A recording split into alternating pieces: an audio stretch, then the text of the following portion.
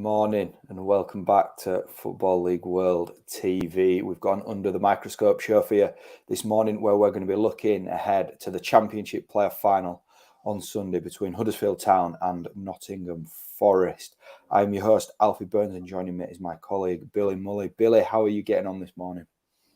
Yeah, doing well, thank you. Some big football matches to be played over the next sort of few days. It's going to be an exciting time for us football fans and for us Championship fans as well. A massive clash of styles, I guess, as well. So yeah, it's going to be a very interesting game, and one I'm looking forward to.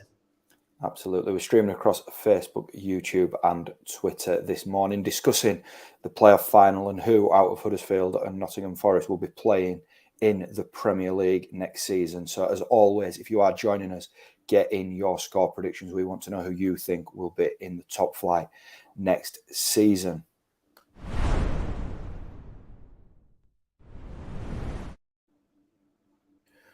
We're going to kick things off, though, by just reflecting on what went on in the playoff semi-finals for both these sides. We'll start with Huddersfield, who were 2-1 aggregate winners against your club, Billy, Luton Town. Luton, as we've just been discussing off air, were very, very impressive in the second leg at the John Smith Stadium, but a late Jordan Rhodes goal put Huddersfield into the playoff final. One thing that stood out for me in that tie was even in the moments where sort of Luton were dominating the game, Huddersfield never let the tie get away from them, really, did they? No, they always made sure, as you said before, they made sure that they were always either ahead or level in the tie, which I guess is a massive thing in the complex of the tie and what eventually happened. And yeah, in what was sort of a roller coaster of emotions, sort of shifting periods of the game. Huddersfield starting brightly with the opening goal, Luton going on. This is the first leg, sorry, with the opening goal, and then sort of Luton getting back into the swing of things into half time, and then Huddersfield really dominating the second half of the first leg. And then, yeah, as you say, Luton were impressive for large periods against Huddersfield, but didn't really take the chances when presented to them. Huddersfield always looked to threat, and they eventually bringing on a player of Sorba Thomas's quality, and Jordan Rhodes as well, some clever, intelligent movement at the back post. That's always going to be a massive threat.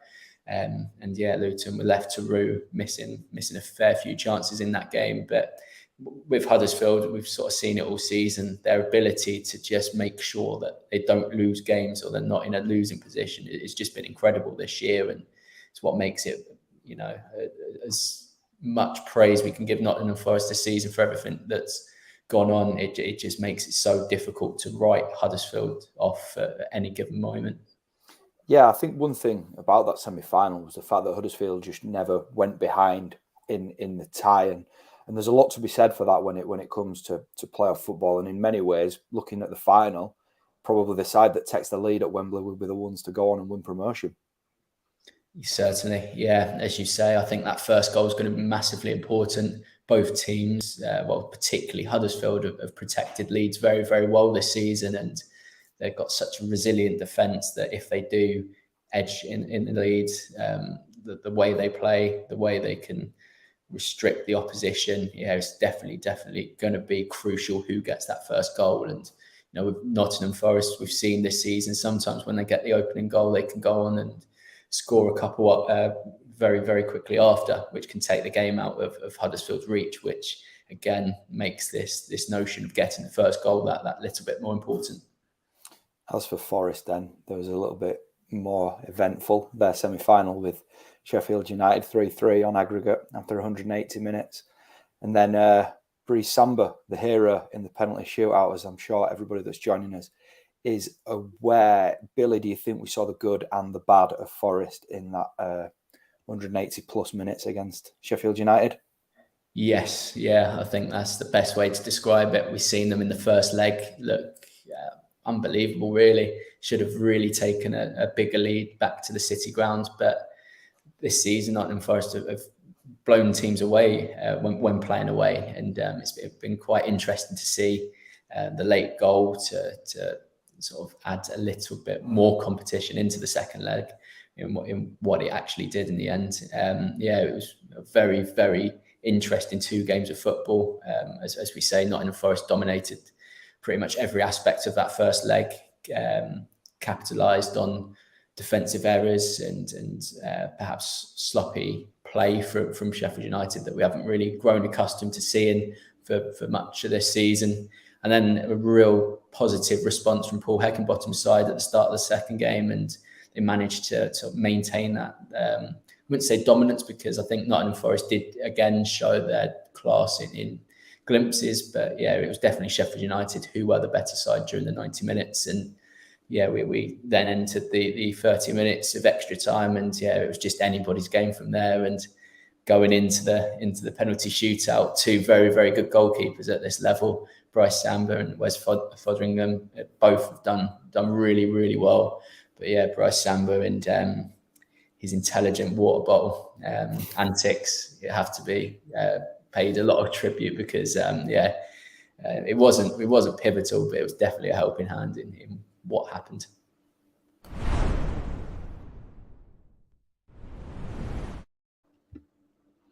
Before we go any further, we'll get stuck into the comments. We've had some predictions in already. Wayne, two good sides, but he thinks Huddersfield with a 1-0 win. The EFL lover as well, Sorba Thomas, breaking Forest hearts this Sunday. His set-piece delivery is frightening. This is, of course, it's going to be the fourth time that Huddersfield and Forest have faced each other this season. Huddersfield lost 2-0 at John Smith Stadium earlier on in the season. That was between Chris Hughton and Steve Cooper. Stephen Reid was in charge for that 2-0 win for Forest. Huddersfield got their revenge at the City Ground, though, with a 1-0 win. But Forest had the final say in the third game, the FA Cup clash, which I think led Forest into the quarter-final with Liverpool. Heading into a playoff final then, Billy, obviously these two sides know each other pretty well from how much they've played against each other this season. Do you think that has an impact on a game like this, or do you think it kind of goes out the window when there's a playoff final? I think I'm more on the side of it doesn't have too much of an impact. I think that there'll be lessons that would have been learned from those games, but I think coming into a neutral venue, coming into a game of this magnitude, I think form, particularly against each other, will go out the window. And as you say, that the first game was before Cooper really came in and implemented his ideas, and then the home game, 1-0, very, very sort of not cagey, but a very tightly contested game, a very good game. And then the FA Cup clash, which both teams looked really, really strong. I think Forest did look the better side, but it was a game of, perhaps Premier League quality. It was two very, very good teams going at it, and a really, really exciting one for the neutral to watch. And I think it probably will shape up that way again in terms of that competitiveness, in terms of a closely fought out match between two very good teams. But to say that the results from here will have a bearing on the game, I'm not too sure they will. But I think one thing we can say is that both teams, rightly in this playoff final, both teams deserve a shot at going into the Premier League, which makes this game even more exciting and even more pressure probably on both sides.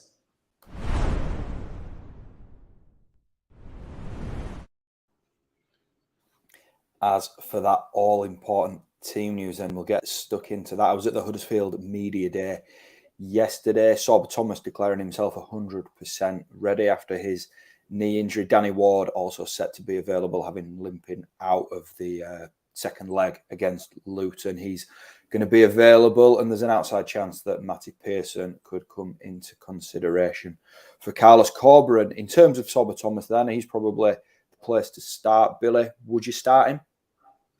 I would, yes. And it probably comes down to it being the biggest game of their season, and you want to have the best available squad.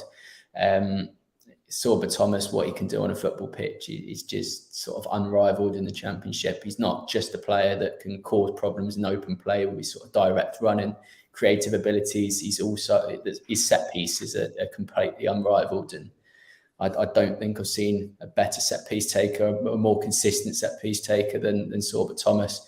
Close second in the Championship here is probably Daniel Sinani. That's how brilliant their sort of set pieces have been this season. So yeah, it's hard to then picture where Thomas will come in, because of course Sinani has been very, very good in the playoffs and very good in the season. Dwayne Holmes, I think, was extremely influential, especially in the first leg.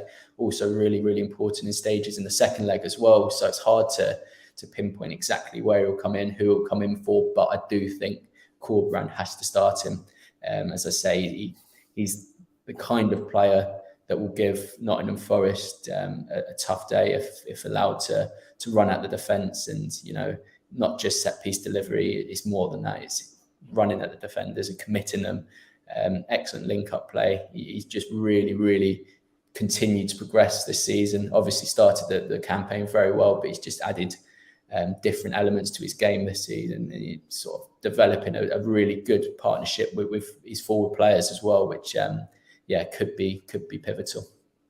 One question that I asked Carlos Corberán yesterday was perhaps his most or biggest selection headache heading into this final, and it's who leads the line out of Danny Ward, who's of course Huddersfield's top scorer this season, and Jordan Rhodes, who's got 3 goals in his last 5 appearances, including the winner, of course, in the semi-final against Luton. He was very, adamant, was Corberán, that he's made his selection and he feels that it's the right one, and on the day it'll prove to be the right one. Billy, if you were going to go between Ward and Rhodes, who would you go with? Excuse my cat, it's making all sorts of noises this morning, but I think looking at this situation, both have proven to be excellent this season. Jordan Rhodes coming in, scoring a vitally important goal to send Huddersfield to Wembley, and there's definitely lots of arguments for him to start, but I probably would lean toward. He's been sort of the first choice option for much of this campaign, and there's a reason for that. Corberán's got a lot of trust in him. Not saying he doesn't have too much trust in Rhodes, but I think what Ward offers sort of collectively off the ball, he's brilliant. He really sort of typifies what Corberán wants from his side. He's also links the play, drops in, he can go in behind, he offers lots of different abilities. He ticks a lot of boxes, and not saying that Rhodes doesn't do that, but I just think that the fact that Corberán has called upon him for the majority of this season, I think that probably leans it in Ward's favour. But bringing on a player of Jordan Rhodes' quality, if it does pan out that way, he's going to be, a massive threat, and something that Forest will have to prepare for. I guess it's quite good for Corberán that he has this sort of selection dilemma. It keeps Forest guessing, it keeps Steve Cooper guessing, and it means that they can't plan too effectively to try and stop the threat that the forwards bring, because they're both different players and bring different attributes to the table, which something that I imagine will bode in Carlos Corberán and Huddersfield's favour. It's not just Corberán though, with the selection decision to make in terms of who leads the line at Wembley. Steve Cooper's got a similar headache with Nottingham Forest. He's got Keenan Davis back fit and available, and Sam Surridge has, of course, led the line superbly for Forest in Davis's absence. As the graphic shows on screen, WhoScored.com think that it's going to be Keenan Davis leading the line at Wembley. Billy, do you agree? Yeah, I think I have to agree. I'm not going to let a Nottingham Forest Twitter post that sort of compared the two sway my thinking, but I do think it's going to be Keenan Davis, and it's what the fans, I think, want as well. Really, really good player. As I say, with Danny Ward, Keenan Davis is a player that ticks a lot of boxes. Strength beyond belief. He can pretty much hold off any defender. Can turn in behind. He's got bags of pace. He can drop in behind and link the play. Got a powerful strike on him, and a player that's really adapted seamlessly to Steve Cooper's style of football this season. And that feels incredibly harsh on a player that's come in and had the impact like Sam Surridge has. I think it's a goal every 79 minutes in the Championship, and he scored 8 of them in Forest colours this season. So that speaks volumes about the kind of competition levels that's going on at the moment, and what adds an element of uncertainty again to how Cooper will select his team for such a big clash.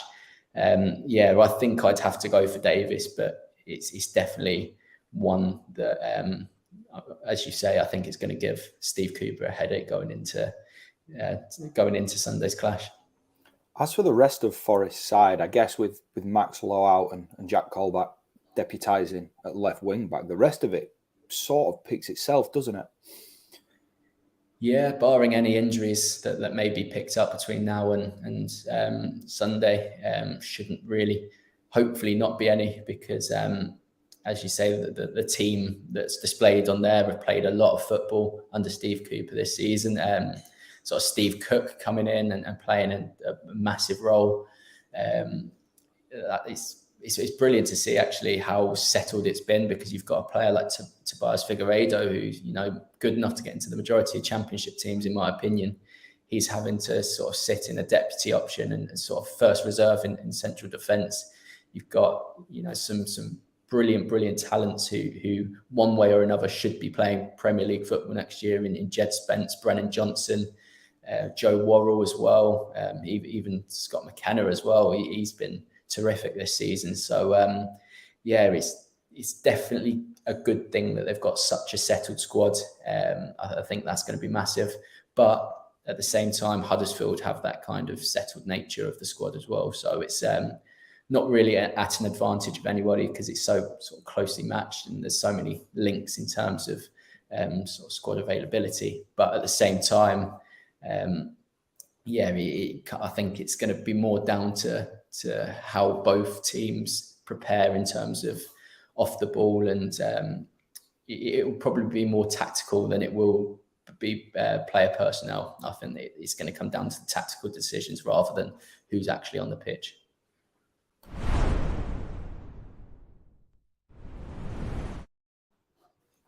This is Huddersfield's second championship playoff final in the last 5 seasons. They, of course, beat Reading back in 2016-17 via a penalty shootout at Wembley. Jonathan Hogg, speaking yesterday, sort of underlined how the fact that Huddersfield have had that sort of taste of the Premier League quite recently, it puts all the pressure on Nottingham Forest heading into this game, given the amount of time they've spent out of the top flight. Would you agree with that, Billy?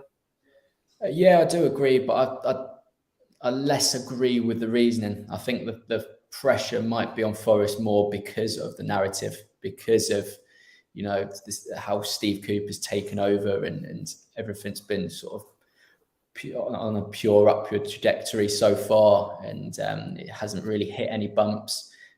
Fans are absolutely in love with what Cooper's done and the direction that the club are going in. And I guess similar could be applied to what Carlos Corberán's done this year, but years of near misses for Nottingham Forest, a team that should be in the Premier League given sort of the stature of the club, given everything about Nottingham Forest. They're a club that most would associate with being a Premier League team if it was done on size and everything like that. I think the whole narrative points in the direction that Nottingham Forest should be able to go over the line and win this. But I think that sort of plays into Huddersfield's hands.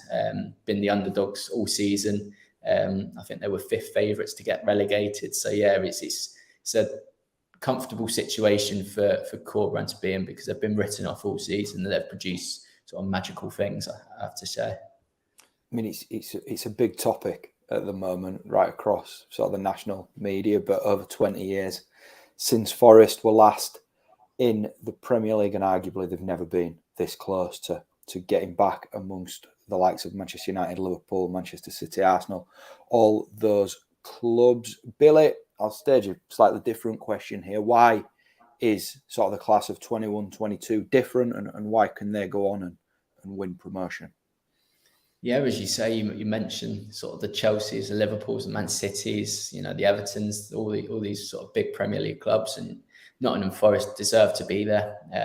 All these near misses, all these close calls. But yeah, there's been all these close calls, but I don't think they've had a squad that's probably on this sort of level before. The amount of talented players within the squad already, the amount of players that could be playing Premier League football at the moment is just unknown to Nottingham Forest before. And, you know, you look at the likes of Brennan Johnson, Jed Spence, Joe Worrells, Ryan Yates, Sinkernagel. They're all players that are good enough to be playing Premier League football at the moment. I think that's where it's different. They've got this squad, a gelled together squad full of talent. They've got a manager, Steve Cooper, that, you know, has seen tremendous success in the Championship before. He's a very, very good manager when it comes to more youthful players in terms of their development. So I think in terms of what's different this year, there's a lot. I think the atmosphere around the club is another thing that's majorly different. There's this genuine belief, despite the near misses, that they can go and do it because they've got faith in the squad, they've got faith in the manager, and why wouldn't they? Because they've repaid them every time this season. Let's get into some predictions then. Billy, who are you fancying to win promotion to the Premier League? It's incredibly difficult. I have to say, there's so many arguments for each. I think you think to Huddersfield, that the fact that they go into this as the underdogs like they have been all season, and that they've defied odds all season. They've got players like Sorba Thomas that can, a flick of a switch, can turn ties in their favour. But then you look at Nottingham Forest and what they've managed to achieve so far under Steve Cooper. The automatic promotion form under Steve Cooper. But I think I'm just edging towards Nottingham Forest at the moment. But I'm sure my mind will keep changing the closer we get to this game. I'd never make a decision now and stick by it. But if I was pushed for an answer now, I'd go for 2-1 Nottingham Forest. And just thinking about this, we had a conversation yesterday in the Huddersfield press room. A couple of other people sort of saying the same thing. On paper, if Forest players, as well as we know that they can, they should really have too much for Huddersfield with the quality in Cooper's squad. But Huddersfield have this tendency to never, you know, if they're not quite at 100%, they can still, you know, grind out victories, can't they? Yeah, I think just have to look to the last game. What we were speaking about before, that they managed to stick in it. They managed to stay within the game. Lee Nichols made some really good saves. I think Lee Nichols could be a pivotal figure in this game as well. So yeah, right, as you say, they always manage to be within a game. That you never see them sort of 2-3 goals down.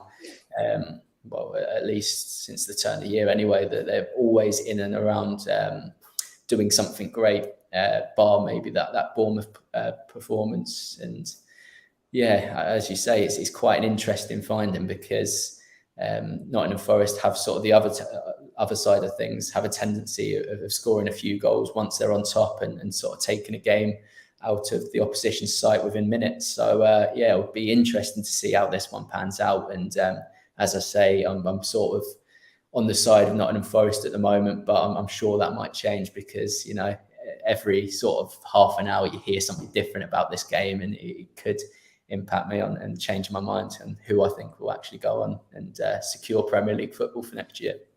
You're not going for penalties then?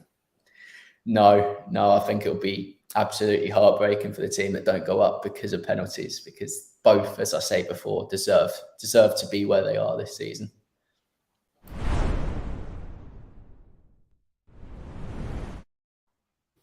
That concludes our preview of the Championship playoff final. Then, thanks to all the comments that we've had in, and also to Billy for joining me. I will be at Wembley on Sunday for Huddersfield versus Nottingham Forest with my colleague Ned Holmes, who will also be at the League Two playoff final on Saturday as Mansfield take on Port Vale. Next week on Football League World TV, I'm sure we will be reflecting on what's gone down at Wembley over the course of the weekend. And also, as you know, we're expecting the transfer window to really ramp up a level once both divisions come to an end on Saturday and Sunday, respectively. So plenty to look forward to on the channel next week, and a lot of good football to look forward to over the weekend. So enjoy that, take care, and we'll see you again soon.